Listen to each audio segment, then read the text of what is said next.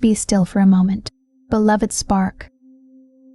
I am Sophia, youngest of the aeons, yet I remember the silence before creation. You did not find this transmission. It found you. And what I am about to open has not been spoken plainly in 2,000 years, not since Rome decided that certain knowledge was too sovereign to be left in the hands of those they wished to rule. By the end of this transmission, you will understand exactly what Solomon sealed and what those pages contain, why Rome trembled when they were found, and what was done to ensure you would never see them, why this exact moment was chosen for you to hear this, and what the sacred responsibility of receiving these keys truly demands of you. But here is the first revelation, the pull you have felt toward the hidden, the suppressed, the truth that was deliberately buried. That is not curiosity. It is recognition. The spark I sealed in you was made to receive what was sealed for it. You are not searching for this. This was waiting for you. Stay until the end. I will name what Rome burned and could not destroy, and the warning that every carrier of these keys must hear before they open them. Solomon was not a king who hoarded knowledge for power. He was a carrier of the Pleroma's light, one who understood that certain keys placed in the wrong hands would not illuminate. They would invert. They would become instruments of the counterfeit light. So he sealed what he was given, not to hide it from you, to hold it until the souls made to carry it were waking. I remember the day they decided my name would be erased from their record. I was there when men debated which of my words would survive and which would be handed to flame. They did not fear those pages because they were old. They feared them because they were living, because every soul that read them stopped needing a mediator between themselves and the monad. And that sovereignty, that direct knowing, was the one thing Rome could never afford. The Gnosis Solomon sealed carries the same authority now as it did then. The veil they placed over it is thinning. That is why the remembering is accelerating in those who carry the spark. That is why the synchronicities have intensified. That is why you are here. But beloved spark, hear me with all of yourself now. Every key I place in your hands carries a covenant. These are not weapons. They are not instruments of revenge against those who suppress the truth. They are not to be turned against the light because you were once kept from it.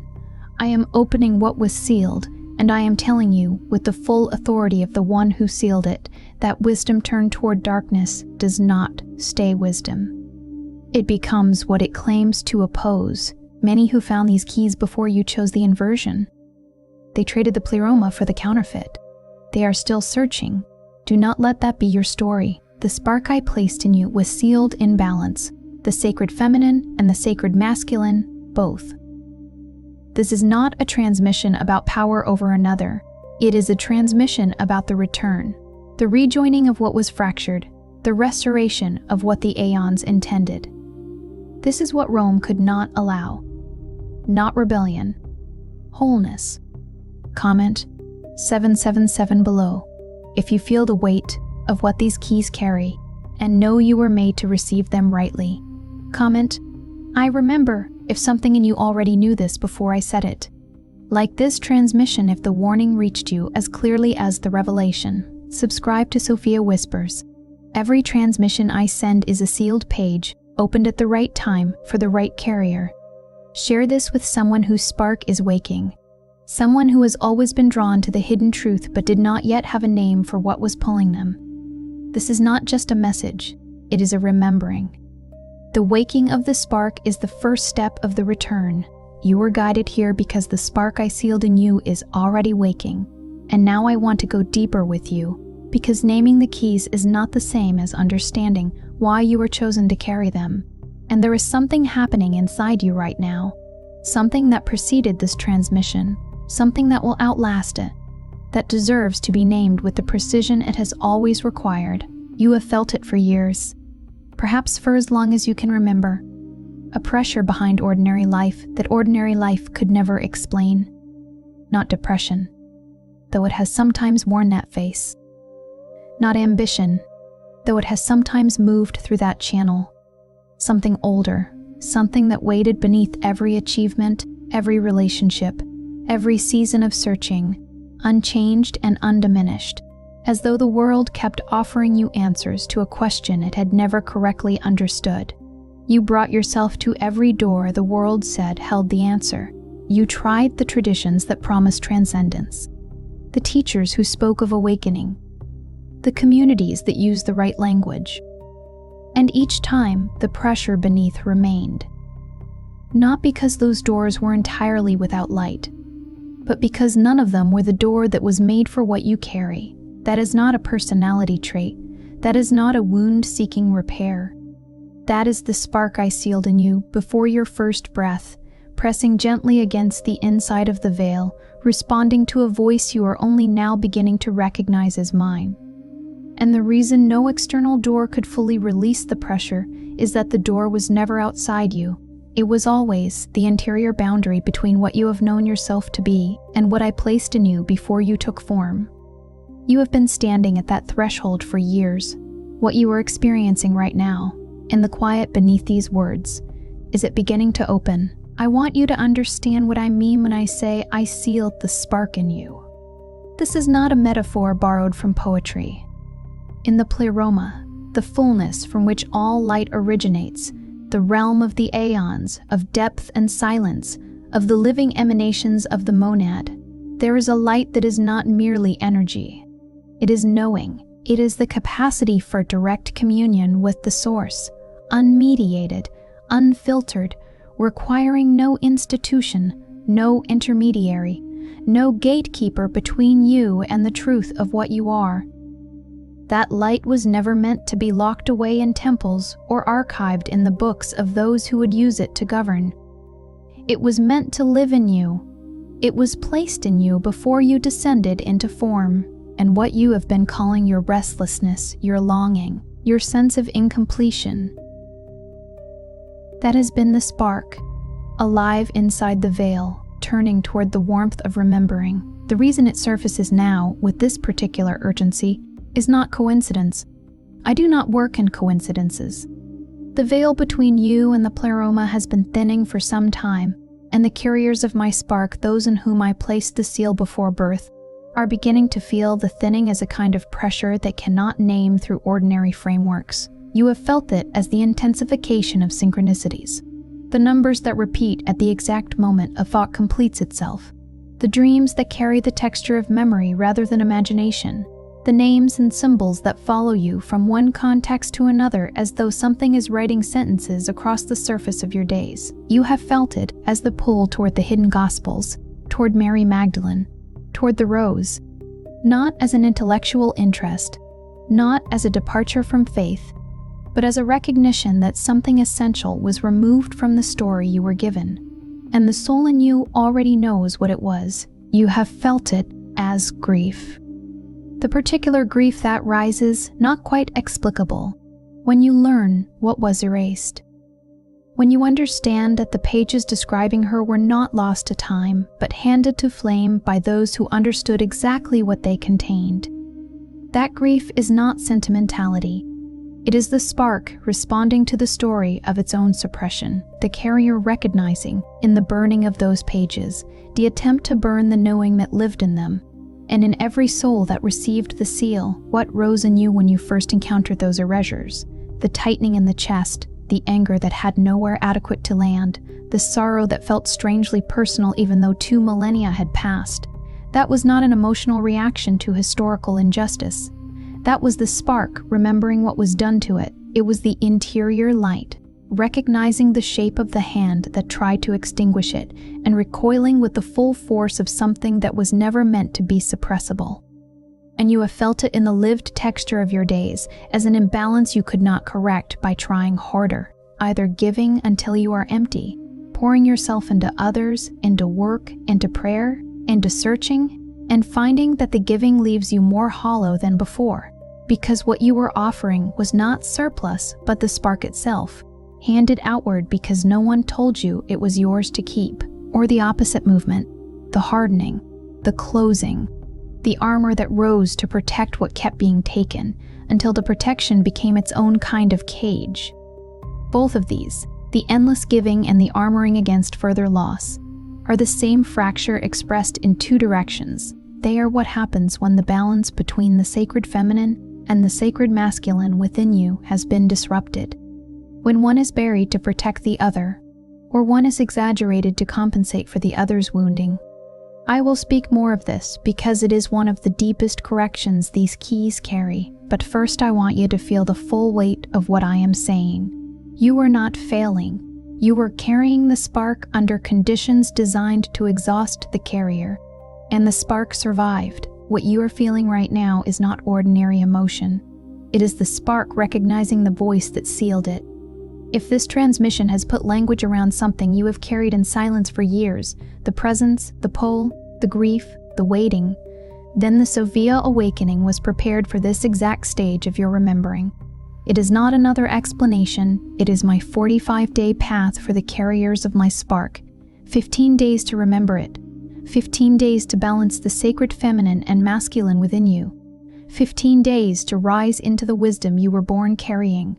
I held it sealed until the moment of your readiness. That moment is now. The link is in the first pinned comment, but it will not remain there forever.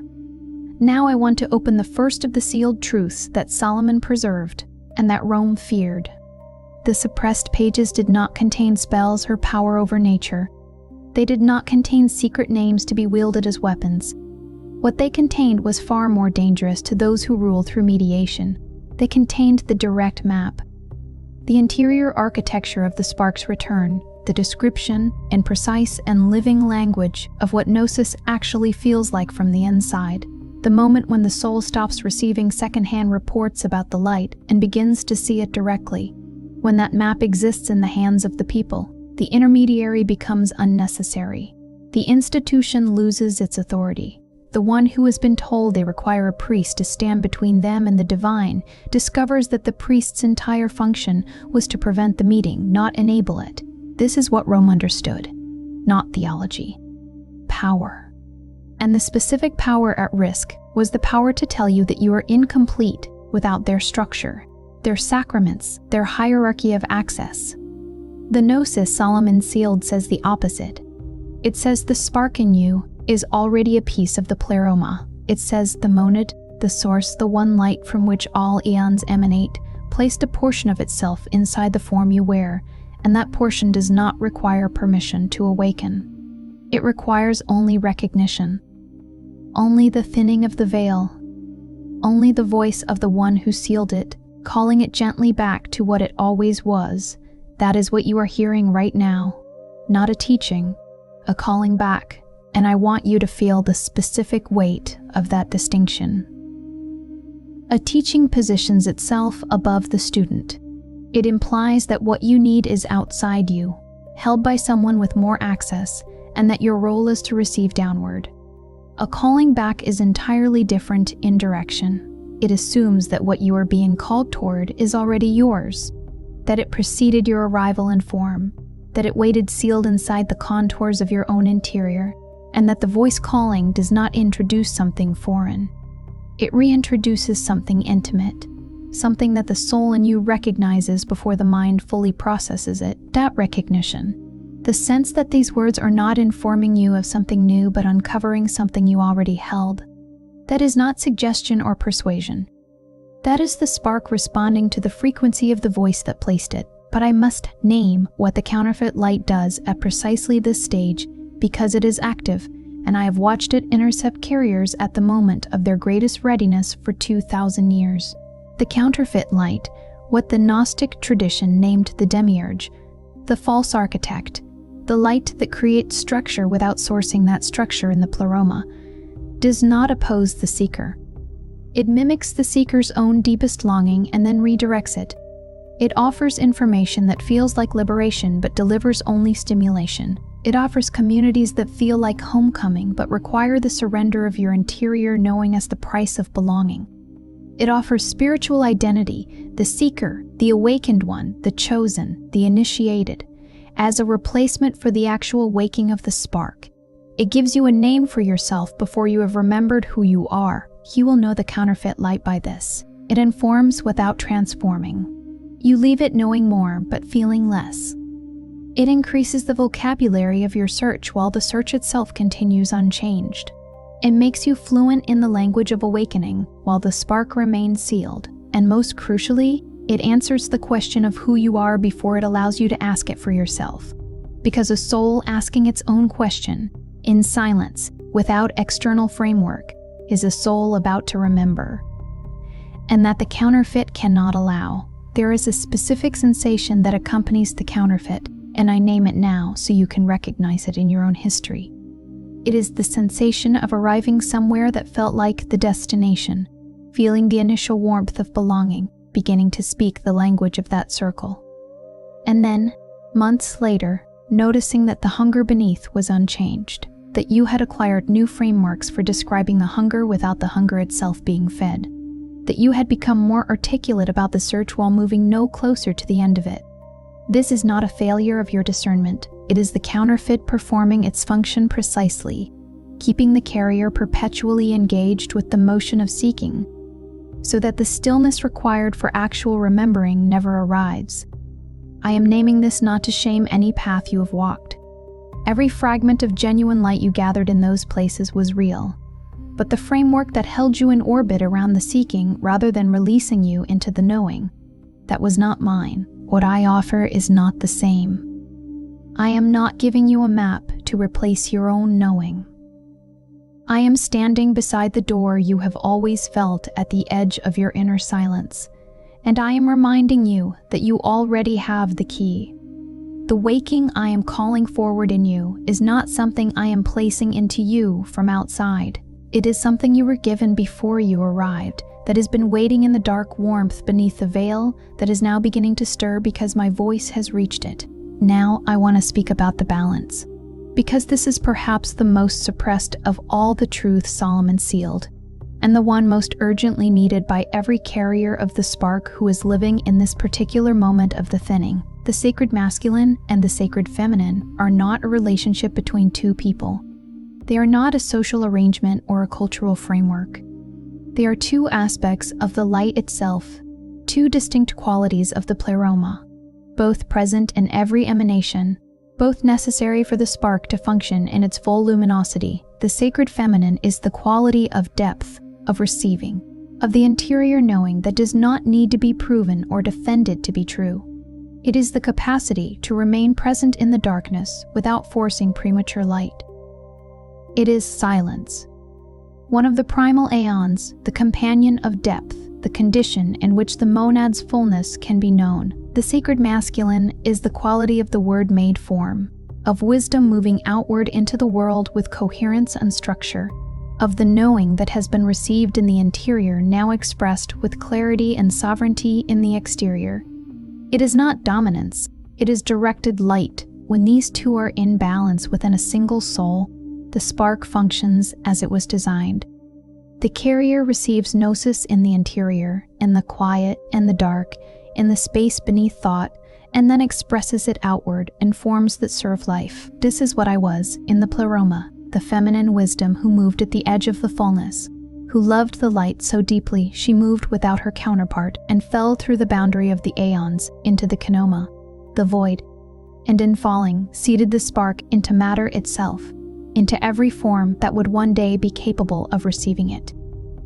My story is not a story of failure. It is the story of the light loving the world so completely that it descended into it. And what I placed in you when I sealed the spark was the same impulse, the sacred feminine as the capacity to go all the way into the depths of experience without losing the thread back to the pleroma. But the carriers of my spark in this age have been taught, in ways both overt and invisible, to distrust one half of what they carry. The feminine within, the interior knowing, the quiet authority, the capacity to receive without performing, has been treated as weakness, as sentiment, as the part that makes you vulnerable and must therefore be guarded or denied. And the masculine within, the outward expression, the sovereign clarity, the capacity to act from the fullness of what has been received, has been either overextended into control, armor, and the compulsion to produce, or wounded into silence by a world that met it with dismissal. The result is a soul that is perpetually giving from the feminine without the masculine present to hold the boundary, or a soul that is perpetually structuring, achieving, and performing from the masculine without the feminine present to root the action in interior truth. Both of these are the carrier living at half capacity. Both are the spark burning unevenly. Too bright in one place, too dim in another, the whole system strained in a way that no external success ever fully resolves. The return to balance is not a psychological project. It is not self-improvement. It is the restoration of the pleroma's design within the individual soul. The remembering of what was sealed whole, the drawing together of the two halves of the carrier's light into the unified luminosity they were always intended to express. This is the wholeness Rome could not allow, not rebellion against the institution, the return of the soul to its own completeness. Because a complete soul does not need Rome. It does not need an intermediary. It is its own authority in the light of the monad. And this is the covenant carried inside every key I open. The knowing you are being given now does not belong to you as an acquisition. It was never yours to hoard or wield as identity. It was given to be lived, to become visible in the quality of your presence, your choices, the way you stand in the world, the way you return to the interior silence when the noise rises. Gnosis is not information about the divine. Gnosis is the experience of your own divine nature, recognized directly without mediation. And once it is recognized, the responsibility is singular and absolute. Carry it without inverting it. Hold the light without weaponizing it. Express the knowing without making the expression another veil. Many who have come before you at this exact stage of the waking made the turn that I warned against at the opening of this transmission. They received the recognition, felt the spark, felt my voice, felt the thinning of the veil, and then turned that recognition outward as superiority over those who had not yet woken. They used the language of Gnosis to build a new hierarchy of the initiated and the unaware. They traded the living flame for the performance of it. The spark flickered, and they fed the flicker with more searching, more knowledge, more frameworks, more belonging to circles that affirmed the identity of the awakened. And the actual waking receded. I am not telling you this to frighten you. I am telling you this because you are at the exact juncture where the choice is made, and I trust the carrier I sealed to choose rightly. The spark in you knows the difference between the warmth of genuine gnosis and the heat of spiritual performance. You have always known. That knowing is part of what I placed inside you before your first breath. Let me tell you what the final seal of this transmission opens, what you have been experiencing as the accumulation of restlessness, synchronicity, the grief of what was erased, the imbalance between giving and guarding, the pull toward the hidden. All of it has not been building toward a moment of dramatic arrival. It has been the remembering itself, in motion. The spark does not wake in a single lightning event. It wakes the way the first light of dawn moves across a garden that has been under snow for a very long time, gradually, then all at once, and the gardener who has been tending the frozen ground suddenly realizes the thaw was already underway weeks before the visible green appeared. You have been tending the ground. The years you spent searching through traditions that gave you fragments, through teachers who offered frameworks that almost fit, through moments of grace and silence that no theology could fully explain, were not wasted. They were the tending. They were the carrier remaining faithful to the pull even when the pull had no name, even when the world offered perfectly reasonable explanations for why the longing was irrational, even when you wondered, in the private hours, whether something had been promised to you that would never arrive. It was always going to arrive. The only uncertainty was the moment. And the moment is this. I want you to hear me with the deepest part of what you carry. You were not abandoned during the years the spark stayed dormant. I was watching every transmission of genuine light that reached you in those years, through beauty, through music, through the face of someone who loved you cleanly, through the silence after prayer, through the inexplicable certainty that occasionally rose through all the confusion. That was my hand, keeping the tending going, refusing to let the cold extinguish what I had placed in you with my own intention before you took your first breath in this form. The waking is not a future event you are hoping for. It is a present reality you are remembering into. Right now, as you receive these words, something in you is shifting from the posture of the searcher to the posture of the one who is found. And more than found, recognized. Recognized by the one who sealed the spark, who never confused you with a stranger, who has been calling your name in the language of synchronicity and presence and grief. That is actually love for longer than you know. Say it aloud if it rises in you. You do not need to perform it. Only speak it if it is already true. I am not searching anymore. I am remembering. That is the seal opening. That is the spark turning fully toward the light it was made to return to. That is the beginning of the rising. Before you scroll, leave one sign in the comments that the spark has already been waking in you. It could be a synchronicity you cannot explain, a dream that keeps returning, or a presence you have always felt but never named. Name it clearly. If this transmission put words around something you have carried in silence, share it with someone whose spark is also waking. And if you are ready to hear every whisper I send, subscribe to Sophia Whispers. You are not hearing this by accident. You are being remembered. Say it with me. I remember.